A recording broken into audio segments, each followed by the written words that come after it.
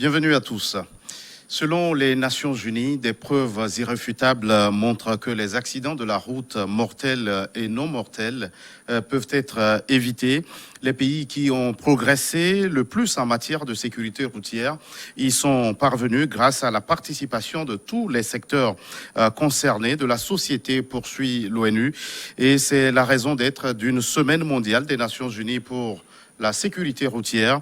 Nous en parlons sur ce plateau avec Otto Gunther Pego. Vous êtes expert conseil en gouvernance de la sécurité routière, président d'AVR Togo Action pour les victimes de la route. Merci d'avoir répondu à notre invitation. C'est moi qui vous dis merci, Gaëtan. Monsieur Pego, la 6e semaine mondiale des Nations Unies pour la sécurité routière s'est déroulée du 17 au 23 mai. Quelle importance revêt-elle pour vous ? Il faut d'abord saluer l'implication et l'attention de la communauté internationale aux côtés, du moins caution de nos États membres de cette institution des Nations Unies qui prennent à cœur, entre autres agendas, l'agenda, celui de la sécurité routière, qui est un dérivé des systèmes de transport, de la mobilité, sans lesquels l'humanité aujourd'hui n'atteindra aucune performance. Alors, pour nous, une semaine mondiale des Nations Unies pour la sécurité routière a un caractère d'abord mondial, continental et puis national, mais également qui touche un peu l'importance de la mobilité en lien avec la promotion de l'économie. Parce que pas de mobilité, pas de transport, pas d'économie. Et les Nations Unies se penchent sur le problème pour attirer l'attention de tous les acteurs et arriver à la performance zéro accident et moins de mortalité routière. Alors, Monsieur Pego, dans la recherche de solutions durables, on parle de l'intégration de dispositifs de sécurité routière à la base, et notamment lors de l'aménagement du territoire et de la planification des villes et des transports. Comment relever ce défi dans des pays en voie de développement comme les nôtres ? C'est un problème préoccupant. Il est préoccupant, il est également complexe parce que il faut d'abord mettre en place le principe. Aujourd'hui, nous remercions qu'ici au Togo, nous avons une politique, nous avons également la stratégie. Nous sommes à la phase de la mise en œuvre, ce qui a déjà commencé, mais de façon formelle, selon la matrice de la politique et de la stratégie. Et la mise en œuvre d'une politique ou d'une stratégie doit procéder de la participation de tous les acteurs. Les décideurs, l'État décide, les consommateurs, la population en général et les usagers de la route participent à la mise en œuvre respectueuse, citoyenne de cette décision de l'État ou des décideurs. Et la configuration également, il faut tenir compte de la configuration de nos environnements, des routes et surtout l'aspect social ou sociologique des populations, des usagers qui y vont et viennent. Et c'est là la complexité de la mise en œuvre d'une telle stratégie. Alors, on parle au niveau des Nations Unies de la nécessité d'avoir des routes plus sûres. Et cela passe par quoi ? D'avoir des routes plus sûres procède de la participation de tous les paramètres protecteurs de toutes les catégories d'utilisateurs. Il faut également voir quels sont les types de véhicules qui participent à la sécurité. Et il faut également jouer avec le caractère même des hommes qui utilisent la route et utilisent les véhicules. À côté de cette trilogie, il faut également penser à l'économie. L'économie passe par, je l'ai dit tantôt, l'économie aujourd'hui du monde passe par le système de transport. Il n'y a pas de transport, il n'y a pas d'économie. Vous comprendrez que c'est ce qui amène ou qui a amené beaucoup de décideurs à désenclaver des zones dans le monde rural et dans le monde urbain à construire ou à réhabiliter des voies de circulation. Alors, une fois que la voie a été construite ou réhabilitée selon les normes, nous supposons, il faudrait que l'utilisateur puisse consommer cette route de façon rationnelle. Et malheureusement, nous constatons que dans l'utilisation de cette route aujourd'hui, nous avons tous les citoyens et les consommateurs inciviques, non citoyens. Et dans les deux cas, nous parvenons, puisque tous sont ensemble dans la circulation, nous parvenons malheureusement aux accidents de la circulation pour lesquels un certain courant pense que la limitation de la vitesse seule suffit. Et je dis, oui, c'est une obligation de protéger l'usager vulnérable selon le classement de vulnérabilité. C'est une obligation de protéger l'usager vulnérable dans la circulation. Mais c'est également une obligation de s'assurer que toutes les catégories d'usagers ont la même compréhension, le même niveau d'expression du langage de la route. Avant de parler de ce paramètre vitesse, dans un communiqué rendu public à l'occasion de cette 6e semaine mondiale de la sécurité routière, vous dites être favorable à une initiative qui convainc tous les usagers de la route dans la dynamique de ce que vous appelez la conduite ou la circulation responsable. Comment la déclinez-vous? Oui. La circulation, la conduite responsable, je ne peux pas comprendre comment des hommes civilisés, responsables, conscients, peuvent rouler sans faire attention aux autres dans la circulation. Lorsque vous sortez de votre garage, vous entrez dans la circulation, vous devez avoir à l'esprit que vous n'êtes plus seul et que toutes les opérations, toutes les manœuvres, toutes les pratiques que vous avez à manifester, à consacrer, doivent tenir compte prioritairement de la présence d'autrui. Je ne peux pas comprendre pourquoi le Togo ne peuvent pas prendre sur eux d'observer un instant, d'être prédisposés à observer 1 minute, 1 seconde pour laisser passer l'autre dans la circulation, surtout lorsque celui-là, il est piéton.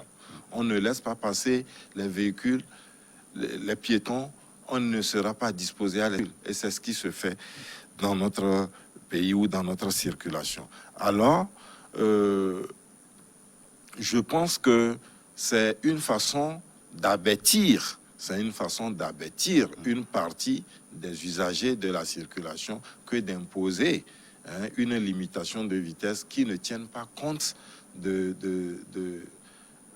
l'aspect transversal même de la sécurité routière. Parce que la sécurité routière, ce n'est pas seulement la prévention. Il ne s'agit pas seulement de dire à l'usager, pour traverser une chaussée, il faut regarder à gauche et puis à droite et puis de traverser. Il ne s'agit pas seulement d'imposer à un utilisateur motorisé une certaine vitesse. Lorsqu'on s'engage à tracer une route, à construire une route, c'est un investissement que l'État s'assure à amortir dans un délai. Et donc, la limitation de vitesse doit être définie de manière à participer également à cet amortissement, à participer à l'éducation des autres utilisateurs.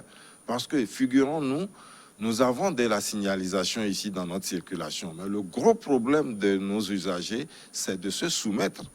C'est le respect de ces signalisations. C'est le respect de ces signalisations. Si nous ne sommes pas parvenus à imposer la limitation de vitesse à 50, à 40, je ne pense pas qu'à 30 ce soit possible. Parce qu'on dit qui peut le plus, peut le moins. Alors est-ce que cette limitation n'est-elle pas importante, surtout quand il s'agit d'une circulation en agglomération? En agglomération, je pense que dans la démarche de la conduite responsable, on n'a même pas besoin de vous demander ou de vous imposer de réduire la vitesse. C'est une question de bon sens. C'est une question de bon sens. Vous imaginez que lorsque vous courez dans votre couloir à la maison, arrivez à l'entrée du salon ou de la porte de la chambre à coucher, vous devez ralentir les pas. Et donc, dans la circulation, vous utilisez un engin motorisé déjà à plus de 40, 30, 40, 50, 60 km/h, vous devez être prêt. J'ai parcouru des capitales dans ce monde où vous voyez circulation rapide. Une circulation rapide, mais où lorsque vous voyez un piéton poser les pas au bord de la chaussée, tous les véhicules s'arrêtent à la règle. C'est à cela que nous devons arriver ou nous engager. Il faut éduquer, il faut que nous parvenions à nous interroger. Et la communauté internationale doit être prête à nous accompagner dans cet élan, nous interroger, mener des études, poser des questions et proposer des solutions beaucoup plus adaptées. Des solutions adaptées, figurez-vous, à 30 km/h sur la portion de tronçon de route Agoué, Kazef, du moins centre-ville de Lomé. Il faudra mettre combien de temps avec le volume d'utilisateurs que nous avons à Lomé aujourd'hui. Ça voudrait dire que de 7h à 8h, nous avons encore de la circulation. La densité sera très élevée et la circulation ne sera pas fluide. Voyez-vous, mais lorsque nous favorisons une circulation, une moyenne de circulation rapide, nous pourrons vider la circulation de façon cadencée et respectueuse de la circulation des autres catégories d'utilisateurs. Je pense que le problème... Monsieur Kpego, il y a un facteur qu'on intègre lorsqu'on parle de la sécurité routière, c'est que les pays qui ont avancé dans ce domaine ont réussi à promouvoir les transports publics. Est-ce que l'état des lieux des transports publics dans votre pays vous satisfait-il? Il faut déjà se contenter qu'il y ait un début, qu'il existe au Togo aujourd'hui un modèle, la Sotral, qui essaie quand même de faire ce qu'elle peut pour faciliter la mobilité publique de nos concitoyens. Ça nécessite d'être amélioré, bien entendu. Et cette amélioration ne consiste pas seulement à pourvoir l'institution de minibus, mais également à amener les passagers à avoir la conduite favorable à promouvoir, à préserver le matériel de toute autre forme de dégâts.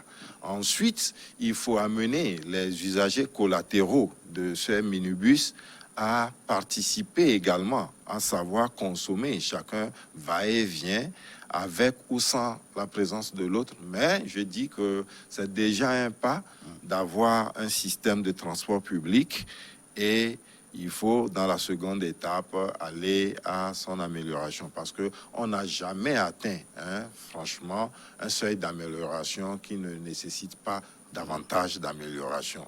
Donc, si nous en sommes là aujourd'hui, je pense qu'on pourra aller encore plus demain. En plus de la sensibilisation que vous faites en tant qu'acteur de la société civile, il y a aussi des sanctions. Avez-vous le sentiment qu'il y a un changement de comportement sur les routes ou bien vous pensez qu'au contraire, il faut que cette dynamique s'intensifie? Je pense qu'il faut intensifier la dynamique. Je salue au passage les forces de l'ordre, particulièrement la DSR et les unités des transports routiers qui font un travail important sur le terrain. Et je dis que la nature humaine, elle réagit, elle est résistante lorsqu'on tente de mettre des garde-fous. C'est pour cela que la réglementation en matière de circulation routière, de prévention et de sécurité routière doit être en mesure de s'actualiser au jour le jour. C'est-à-dire il faut avoir une surveillance, une sorte d'observatoire de la circulation qui permette de réagir par rapport à la réaction des usagers. Faute de quoi, nous serons confrontés à une persistance de la délinquance routière qui donnera l'impression que rien n'y est fait. Alors, qui parle de la sécurité routière parle aussi de la nécessité d'une amélioration des soins de traumatologie pour les victimes d'accidents de la route. Alors, quel est le plaidoyer que l'AVR fait dans ce sens, puisque vous êtes du domaine? Bien entendu. En effet, lorsque on constate que on ne peut pas atteindre le seuil d'accident zéro, et qu'il survient, notre souhait est d'améliorer le système de prise en charge de faire travailler convenablement, selon l'orthodoxie professionnelle, les assurances, les compagnies d'assurance, et au niveau des services médicaux, que le dispositif, le plateau technique soit effectivement là pour accueillir, au cas échéant, les victimes qui viennent. Ensuite, qu'au sortir de cette étape de traitement, qu'on puisse avoir un suivi, un système de suivi pour nos victimes. Ça, c'est votre souhait, mais quel est le constat que vous pouvez dresser sur le terrain? Le constat, il n'est pas luisant. Il faut dire que beaucoup de choses restent encore à faire. Au niveau de la prise en charge, il faut avoir par exemple des véhicules médicalisés, spécialisés, pour renforcer le système d'intervention du corps de sapeurs-pompiers aujourd'hui. Et il faut, une fois arrivé au centre de santé, que le dispositif, comme je l'ai dit, le plateau technique réponde également favorablement, que le système d'intervention, il n'est pas opérationnel. Il n'est pas opérationnel. Les assureurs, ils tardent à intervenir pour sauver une vie.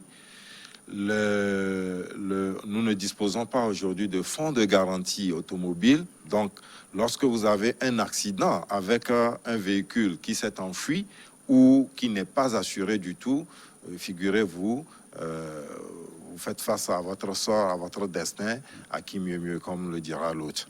Et je pense que ce n'est pas un très bon regard sur le point 5, le point 5 du pilier de la décennie des Nations Unies pour la sécurité routière qui exige, qui prescrit quand même des modalités de traitement des victimes. Et l'autre pilier, c'est le renouvellement du parc automobile. Nous n'avons pas assez de temps pour en parler. Alors, si vous aviez un appel à lancer sur ce plateau, à qui l'adresseriez-vous, avant qu'on ne se sépare très rapidement? À l'autorité qui dispose de la responsabilité exclusive, régalienne, de décider de l'orientation par rapport au programme de politique de développement, programme national de politique de développement, de décider de ce qu'il en sera en rénovant le système le parc automobile qui, lorsqu'il n'est pas effectivement à jour, ne peut pas permettre à l'individu d'avoir la bonne réactivité, même lorsqu'on roule à 10 km ou à 30 km/h. Il faut avoir un véhicule à jour. Vous conviendrez avec moi rapidement que lorsque vous sortez un véhicule de maison dont le moteur répond, la suspension, la direction, tout cela répond favorablement, il est difficile, c'est une corvée et un irréalisme total de rouler à 30, parce que j'ai fait l'expérience en quittant par exemple... C'est autant de défis qu'il faut relever pour garantir la sécurité routière à tous. Merci d'être passé sur ce plateau, Monsieur Otto Gunther Pego. Vous êtes président d'AVR Togo, expert conseil en gouvernance de la sécurité routière. Merci à vous qui êtes restés en notre compagnie. À très vite pour un autre numéro de votre émission Focus.